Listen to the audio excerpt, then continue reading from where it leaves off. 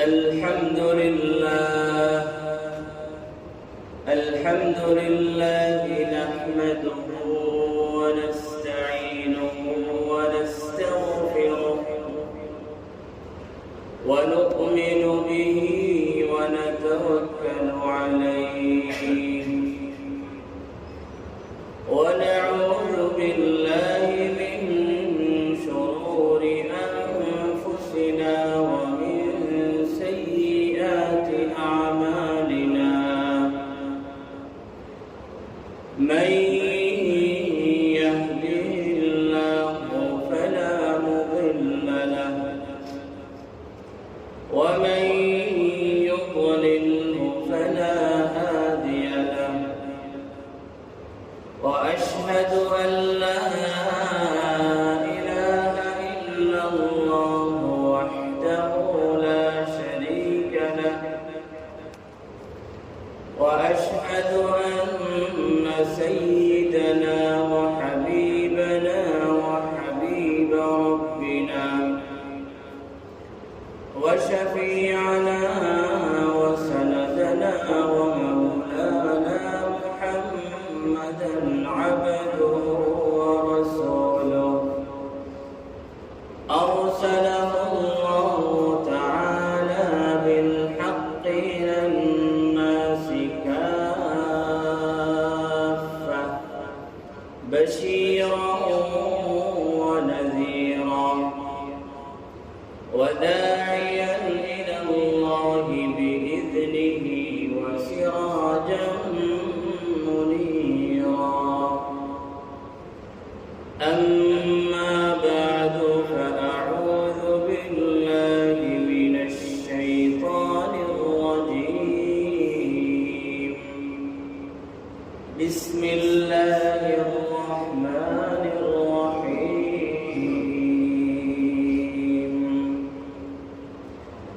واعبد ربك حتى يأتيك اليقين وعن أبي أيوب الأنصاري رضي الله عنه قال رسول الله صلى الله عليه وسلم من صام رمضان ثم أتبعه ستا من شوال كان كصيام الدهر رواه الإمام مسلم رحمه الله في صحيحه وكثير من غيره من أئمة الحديث رحمهم الله سبحانه وتعالى رحمة واسعة. يا رب صل على النبي وآله ما فاض نبع بالجداول أو جرى. يا رب صل على النبي محمد ما سج جرح في سبيلك وانبرى. صلى عليك الله يا خير الورى تعداد حبات الرمال وأكثرا. صلى عليك الله ما غيث هما فوق السهول وبالجبال وبالقرى.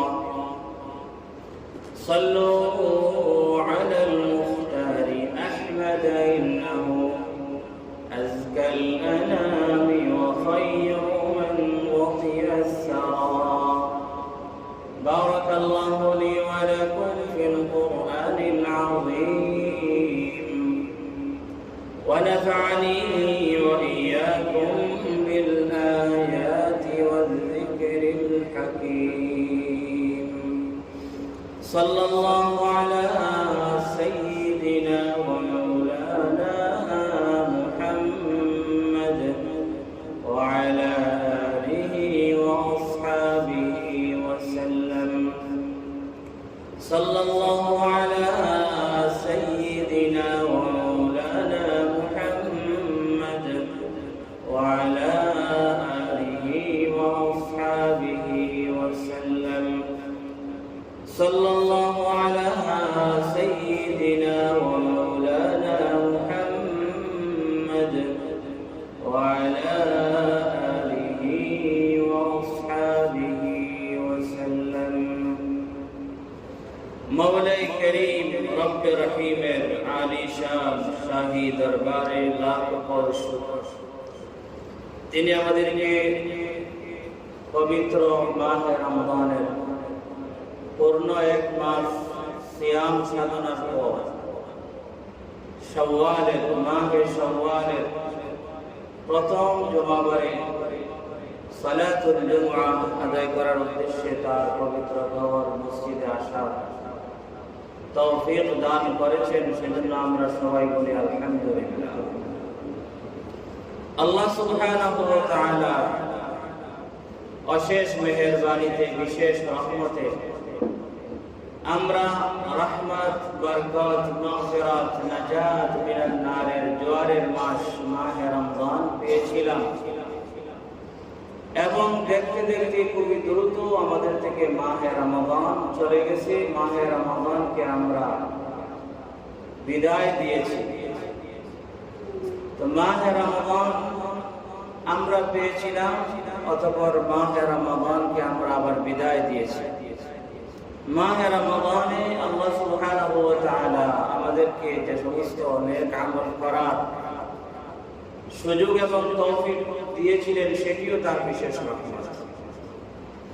আমাদের মতো বা আমাদের চেয়ে আরো ভালো অবস্থানে আছে শারীরিক দিক দিয়ে, সেরকম কিছু মানুষ আছে যারা রমজান মাস থেকে তেমন কিছু অর্জন করতে পারে না। আল্লাহ সুবহানাহু ওয়া তাআলার তৌফিক তাদের শামিলে হাল হয় নাই। আল্লাহ সুবহানাহু ওয়া তাআলা এর রহমতের চাদর তাদেরকে ঢাকে নাই তাদের অবহেলার কারণে এবং তাদের কোতাহি এবং তাদের বিভিন্ন ধরনের বিভিন্ন অসুবিধার কারণে। আল্লাহ সুবহানাহু ওয়া তাআলা এর বিশেষ রহমতে এবং অশেষ দয়ায় আমরা মাহে রমজান পরিপূর্ণভাবে শেষ করে শাওয়াল মাসের প্রথম জুমা আদায় করার উদ্দেশ্যে আমরা এসেছি। তো মাহে রমজানের শুরু থেকে শেষ পর্যন্ত আমরা যে সমস্ত আমল করার সুযোগ এবং তৌফিক পেয়েছি, আল্লাহ সুবহানাহু ওয়া তাআলা আমাদেরকে তৌফিক দিয়েছেন, সেগুলি যদি তিনি আমাদের থেকে কবুল করে থাকেন, এটি আমাদের আশা যে তিনি আমাদের খাতা কসুরের দিকে না তাকিয়ে তিনি রহমান ও রহিম, গফফার ও গফুর হিসাবে, আমরা তার দুর্বল বান্দা হিসেবে এবং তিনি আমাদের মুনিব হিসাবে আমাদের ভুল ত্রুটির দিকে না তাকিয়ে তিনি আমাদেরগুলিকে গ্রহণ করবেন, কবুল করবেন, এটি তার দরবারে আমাদের পরিপূর্ণ আশা। কিন্তু সাথে সাথে আমাদের একটা ভয় থাকতে হবে যে আমাদের দুর্বলতার কারণে, আমাদের খাতা কসুরের কারণে আল্লাহ সুবহানাহু ওয়া তাআলার দরবারে আমাদের আমলগুলি কতটুকু কি হয়েছে সেই ব্যাপারে একটা ভয়ের সাথে থাকতে হবে। তো আল্লাহ সুবহানাহু ওয়া তাআলার রহমতের উপর আশা রেখে এবং নবীজি সাল্লাল্লাহু আলাইহি ওয়াসাল্লাম মাহে রমজানের ফজিলত সম্পর্কে যা কিছু বলেছেন তার উপর বিশ্বাস রেখে আমরা এই কথা বলতে পারি যে আমাদের আমলনামা থেকে আল্লাহ সুবহানাহু ওয়া তাআলা আমাদের গুনাহগুলিকে বিমোচন করে দিয়ে আমাদের আমলনামাগুলিকে আল্লাহ সুবহানাহু ওয়া তাআলা পাক পবিত্র করে দিয়েছেন, এটা আমরা আশা রাখতে পারি। কারণ নবী সাল্লাল্লাহু আলাইহি ওয়াসাল্লাম বলেছেন, মান সামা রমাদান ঈমানান ওয়া ইহতিসাবান গুফিরা লাহু মা তাকদ্দামা মিন যামবিহি। যে ব্যক্তি ঈমানের অবস্থা আল্লাহ এবং আল্লাহ রাসূল সাল্লাল্লাহু আলাইহি ওয়াসাল্লামের কথার উপর বিশ্বাস রেখে সওয়াবের আশা মাহে রমাদানের রোজা রাখলো, গুফিরা লাহু মা তাকদ্দামা মিন যামবিহি, তার পিছনের জিন্দেগীর গুনাহগুলি মাফ হয়ে যাবে। আবু হুরায়রা রাদিয়াল্লাহু তাআলা আনহু থেকে বর্ণিত হাদিসটি সহিহ বুখারী শরীফ সহ অনেক হাদিসের গ্রন্থের মধ্যে এসেছে। আর একটি হাদিস হযরত আবু হুরায়রা রাদিয়াল্লাহু তাআলা আনহু থেকে বর্ণিত, মান কামা রমাদান ঈমানান ওয়া ইহতিসাবা গুফিরা লাহু মা তাকদ্দামা মিন যামবিহি। যে ব্যক্তি মাহে রমাদানের রাত জেগে আল্লাহ সুবহানাহু ওয়া তাআলা ইবাদত করলো, অর্থাৎ তারাবির নামাজ আদায় করলো, তাহাজ্জুদের নামাজ আদায় করলো, সেই ব্যক্তির পিছনের জিন্দেগির গুনাহ মাফ হয়। সুতরাং আমরা দিনের বেলা রোজা রেখেছি এবং রাত্রে আমরা তারাবির নামাজ আদায় করেছি এবং অনেকেই তাহাজ্জুদের নামাজ আদায় করেছে। নবীজি সাল্লাল্লাহু আলাইহি ওয়াসাল্লামের এই সুসংবাদ এর উপর ভিত্তি রেখে আমরা আল্লাহর দরবারে আশা রাখতে পারি যে আমাদের আমলনামা পাক সাফ সুতরা হয়েছে। হাদিসের মধ্যে আল্লাহর হাবিব সাল্লাল্লাহু আলাইহি ওয়াসাল্লাম আরো বলেছেন, আত-তাইবু মিনাল যামবি কামান লা যামবা লা। আমাদের মধ্যে অনেক ভুল ত্রুটি তো আছে, আমরা গুনাহগার বান্দা, পাপিষ্ঠ, পাপের কোনো শেষ নাই আমাদের। কিন্তু আমাদের অনেকেই রমজানে কান্নাকাটি করেছি, আমরা ইজতেমাই ভাবেও করেছি, ইনফিরাদি ভাবেও করেছি, সম্মিলিতও করেছি এবং একা একাও করেছি। আমাদের জিন্দেগির পাপের উপর আমরা অনেকেই লজ্জিত হয়েছি এবং আল্লাহ সুবহানাহু ওয়া তাআলার দরবারে আমরা তওবা করেছি। আর নবীজি বলেছেন, আত-তাইবু মিনাল যামবি কামান লা যামবা লা। গুনাহ থেকে তওবা করনে ওয়ালা এর অবস্থা এমন হয়ে যায় তওবা করার পর যেমন কি সে আগে গুনাহই করে নাই। অর্থাৎ গুনাহ থেকে, পাপ থেকে তওবা করনে ওয়ালা ব্যক্তি এর জীবনের পাপগুলি তওবার মাধ্যমে বিমোচিত হয়ে তওবার পরবর্তী সময়ে সে বেলা গুনাহ হয়ে যায়। কোরআনে কারীমের মধ্যে আল্লাহ সুবহানাহু ওয়া তাআলা বলেছেন, ওমান তাবা ওয়া আমানা ওয়া আমিলা আমালান সালিহান ফাউলাইকা ইউবাদদিলুল্লাহু সাইয়্যাতিহিম হাসানাত। শুধু পাপগুলি তওবার মাধ্যমে পাপগুলি মুছে যায়, আমলনামা থেকে মুছে ফেলা হয়, বিষয়টি সেরকম নয়। বরং যে সমস্ত জায়গায় পাপ লেখা ছিল, তওবার বদৌলতে সেই সমস্ত জায়গা থেকে পাপগুলিকে বিমোচন করে সেই জায়গায় তওবার বদৌলতে নেকি লেখা দেওয়া হয়। সুতরাং আমরা মাহে রমাদানের রোজা রেখেছি দিনের বেলা এবং রাত্রে কিয়ামুল লাইল করেছি, তারাবির নামাজ পড়েছি, তাহাজ্জুদের নামাজ পড়েছি, আল্লাহ সুবহানাহু ওয়া তাআলার দরবারে ইজতিমাই ভাবে সম্মিলিত তওবা করেছি এবং ইনফিরাদি ভাবে একা একা তওবা করেছি। যদি আল্লাহ সুবহানাহু ওয়া তাআলা রমাদানের এই ইবাদতগুলিকে কবুল করেন, এটি আমাদের আশা, তাহলে নবীজি সাল্লাল্লাহু আলাইহি ওয়াসাল্লামের কথা অনুসারে এবং আল্লাহ সুবহানাহু ওয়া তাআলা ওয়াদা অনুসারে আমাদের পিছনের সমস্ত গুনাহ মাফ হয়ে গেছে ইনশাআল্লাহ এবং আমাদের আমলনামা পাক সাফ সুতরা হয়ে গেছে ইনশাআল্লাহ। কিন্তু আমলনামা শুধু সাময়িক কিছুদিনের জন্য পাক সাফ হলেই কিন্তু যথেষ্ট নয়, বরং আমলনামাকে মৃত্যু পর্যন্ত, মওত পর্যন্ত পাক সাফ রাখার চেষ্টা করতে হবে। আমরা রমজানের মাধ্যমে আল্লাহ পাক রব্বুল আলামিন যদি কবুল করে থাকেন অনেক কিছু অর্জন করেছি, কিন্তু আমাদের অর্জিত নিয়ামতগুলি, আমাদের অর্জিত বিষয়গুলি যাতে পরবর্তীতে আবার আমাদের বদআমলের কারণে হাতছাড়া না হয়ে যায়। আমরা আমাদের আমলনামাকে পাক সাফ সুতরা করেছি, কিন্তু রমজান পরবর্তী আমলের কারণে, বদআমলের কারণে যাতে আমাদের আমলনামা আবার কলুষিত, ময়লা যুক্ত যাতে না হয়ে যায়, সেই ক্ষেত্রে আমাদের সচেষ্ট থাকতে হবে।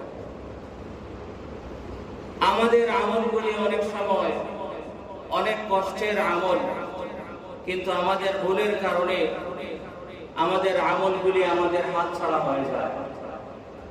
আমাদের অনেক কষ্টের রোজা, অনেক কষ্টের আদায় করা নামাজ, অনেক কষ্টের আদায় করা হজ, অনেক কষ্টের অনেক অর্থ সম্পদ ব্যয় করে যে হজ এবং উমরা আমরা আদায় করি, অনেক সময় আমাদের ভুলের কারণে ওই সমস্ত নেক আমলের সওয়াব আমাদের হাত ছাড়া হয়ে যায়। কেমনে? তার লম্বা বর্ণনা রয়েছে, তার থেকে সংক্ষেপে আমি বলছি, যেটি নবীজি সাল্লাল্লাহু আলাইহি ওয়াসাল্লাম তার একটি হাদিসের মধ্যে বলেছেন। একবার নবীজি সাল্লাল্লাহু আলাইহি ওয়াসাল্লাম সাহাবায়ে কেরামকে জিজ্ঞাসা করলেন, আতাদরুনা মানিল মুফলিস? ও আমার সাহাবায়ে কেরাম, তোমরা কি জানো মুফলিস, মিসকিন, সর্বহারা ব্যক্তিকে? মিসকিনকে। এখন যদি আপনাদেরকে জিজ্ঞাসা করি, আপনাদের অনেকেই বলবেন মিসকিন মানে যার টাকা পয়সা নাই। সাহাবায়ে কেরাম ওইরকম সোজা সাজা উত্তর দিলেন, মান লা দিরহাম লাহু ওয়ালা মাতা। ইয়া রাসূলুল্লাহ, মুফলিস তো ওই ব্যক্তি যার টাকা পয়সা আর সায় সম্বল নাই। তখন নবীজি সাল্লাল্লাহু আলাইহি ওয়াসাল্লাম বললেন, আমার উম্মতের মাঝে মুফলিস এবং মিসকিন ওই ব্যক্তি, যে ব্যক্তি ইয়াতি ইয়াউমাল কিয়ামাতি বিসালাতিন ওয়া সাদাকাতিন ওয়া যাকাতিন ওয়া সাওমিন, অনেক কিছু বললেন। মিসকিন, প্রকৃতপক্ষে মিসকিন হচ্ছে ওই ব্যক্তি যে ব্যক্তি কাল কিয়ামতের দিন অনেক নেক আমল নিয়ে উঠবে, নামাজ, রোজা, হজ, যাকাত, সাদাকা, অনেক নেক আমল নিয়ে উঠবে। আমল অনেক, সে হজও করেছে, উমরাও অনেক কিছু করেছে, কিন্তু পাশাপাশি সে অমুক ব্যক্তিকে গালি দিয়েছে, অমুক ব্যক্তির হক নষ্ট করেছে, অমুক ব্যক্তিকে ফোন করেছে, এরকম নবীজি অনেক কিছু বললেন। অর্থাৎ হুকুকুল ইবাদের ক্ষেত্রে, বান্দার হকের ক্ষেত্রে তার দুর্বলতা ছিল। তখন পাউন্দার যারা, যে সমস্ত বান্দারা তার কাছে পায়, তারা কাল কিয়ামতের দিন হাজির হবে, মাওলা ওই ব্যক্তির অনেক নেক আমল নিয়ে উঠেছে, তো কি হয়েছে? আমরা কিন্তু তার কাছে অনেক কিছু পাই। আল্লাহ সুবহানাহু ওয়া তাআলা হচ্ছেন আহকামুল হাকিমিন, ইনসাফ এবং আদল আল্লাহ সুবহানাহু ওয়া তাআলা পরিপূর্ণভাবে কাল কিয়ামতের দিন কায়েম করবেন। এখনো তিনি কায়েম করছেন, আদল ও ইনসাফের উপরেই আছে সবকিছু। তখন আল্লাহ সুবহানাহু ওয়া তাআলা পাওনাদার যারা, তাদেরকে ওই ব্যক্তির কাছ থেকে তো অবশ্যই তাদের পাওনা আল্লাহ সুবহানাহু ওয়া তাআলা দেবেন, কিন্তু কাল কিয়ামতের দিন কারো তো কোনো ব্যাংক ব্যালেন্স থাকবে না, কোনো টাকা পয়সা কিছু থাকবে না। একটা ব্যাংক থাকবে, যে ব্যাংকের নাম হচ্ছে আমল নামক ব্যাংক। এক ব্যাংক ব্যালেন্স থাকবে, আমলের ব্যাংক ব্যালেন্স থাকবে, আমলের অ্যাকাউন্ট, টাকা পয়সা, জমিন মিরাস, ঘর বাড়ি, দালান দুবেলা, এগুলো কিছুই থাকবে না। একটা ব্যাংক থাকবে, সেটি হচ্ছে ব্যাংকুল আমল, আমলের ব্যাংক থাকবে। এখন যদি পাওনাদার আসিয়া হাজির হয়, তাকে দিতে হয়, তাহলে ওই আমল থেকেই দিতে হয়। ওই ব্যক্তিকে ফোন করেছে, ওই ব্যক্তি এসে বলবে, পরবর্তীকার আমি আমার হক চাই, কিন্তু এখন তো কিছু নাই, শুধু আছে আমল। আল্লাহ সুবহানাহু ওয়া তাআলা তার হক অনুসারে ওই ব্যক্তির আমল নামা থেকে দিবেন। ওই দিক থেকে আরেকজন আসবে, পরবর্তীকার আমিও পাই, আমাকে সে অন্যায়ভাবে গালি দিয়েছিল, আমার গীবত করেছিল, আমার শিকায়াত করেছিল, মানুষের সামনে আমাকে লজ্জা দিয়েছিল, মানুষের কাছে আমার আয়, ভুল, ত্রুটি এগুলা বর্ণনা করে বেড়াচ্ছে, আমি আমার হক চাই। তখন আল্লাহ সুবহানাহু ওয়া তাআলা তার হক অনুপাতে ওই ব্যক্তির আমল নামা থেকে আমল এর সওয়াব দিবে। এরকম আস্তে আস্তে পাওনদাররা আস্তে আস্তে এক পর্যায়ে এমন হবে যে পাওনদাররা বাকি থেকে যাবে, কিন্তু ওই ব্যক্তির ব্যাংকুল আমল নামক ব্যাংকের অ্যাকাউন্ট হয়ে যাবে জিরো। পাওনদার তো রয়ে গেছে, পাওনদার আর কয়েকজন রয়ে গেছে, ওদেরকে কি আল্লাহ সুবহানাহু ওয়া তাআলা খুশি করে দেবেন? না, অবশ্যই খুশি করে দেবেন। পরবর্তীকার আমিও পাই, পরবর্তীকার এরা তো নিতে নিতে শেষ করে ফেলেছে, আমি এখন কোথা থেকে নেব? তখন আল্লাহ সুবহানাহু ওয়া তাআলা আহকামুল হাকিমিন তখন বলবেন পথ আছে, তুমি যে পাপ করেছো দুনিয়াতে সেই পাপের এক অংশ তাকে দিয়ে দিবে, সেই পাপের একটা অংশ তাকে দিয়ে তোমার বদ আমলের পাল্লাটা একটু হালকা করবো, আর ওই ব্যক্তির বদ আমলের পাল্লাটা ভারী করে দেবো। এরকম যদি এক পর্যায়ে এমন হবে, ওই ব্যক্তি যার কাছে লোকজনে পায়, যে ব্যক্তি মানুষের হক নষ্ট করেছে যেভাবেই হোক, কিন্তু দুনিয়াতে তাকে মাফ করাতে পারে নাই, সেই ব্যক্তির অবস্থা হবে কি? অনেক নামাজ, অনেক রোজা, অনেক নেক আমল নিয়ে ওটা সত্ত্বেও সেই ব্যক্তির নেক আমলের পাল্লা হয়ে যাবে জিরো। আর বদ আমল বেশি না থাকলেও ওই সমস্ত ব্যক্তিদের বদ আমল গিয়ে যখন তার পাল্লায় পড়বে, তখন তার বদ আমলের পাল্লা হয়ে যাবে ভারী।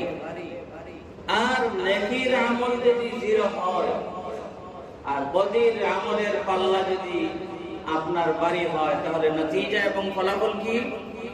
উলকিয়া ফিন্নার, তখন তাকে জাহান্নামে নিক্ষেপ করা হবে, নাউযুবিল্লাহ। সুতরাং আমাদের অনেক কষ্টের রোজা, আমাদের অনেক কষ্টের ইবাদত, আমাদের অনেক অর্থ সম্পদ ব্যয় করা উমরা এবং হজ, যাতে আমাদের ভুলের কারণে এগুলির সওয়াব আমাদের হাতছাড়া না হয়, সেই ক্ষেত্রে খুবই সচেষ্ট থাকতে হবে। আমাদের অনেক সময় বলা হয় যে বান্দার ক্ষেত্রে ভুল করার কারণে, ভুল করাটা এমন যে এর মাধ্যমে আমলের সওয়াব ট্রান্সফার হয়ে যায়, আমলের সওয়াব ব্যক্তির কাছ থেকে ওই ব্যক্তির কাছে চলে যায় যে ব্যক্তির হক নষ্ট করা হয়। সুতরাং আমাদের এই ক্ষেত্রে খুবই সচেষ্ট থাকতে হবে। অনেক কষ্টের রোজা, রমাদানে অনেক কষ্ট করেছি, রাত্রে ঘুমাই নাই, দিনেও ঠিক মতো ঘুমাই নাই, অনেক কষ্ট করে মাহে রমাদান কাটিয়েছি।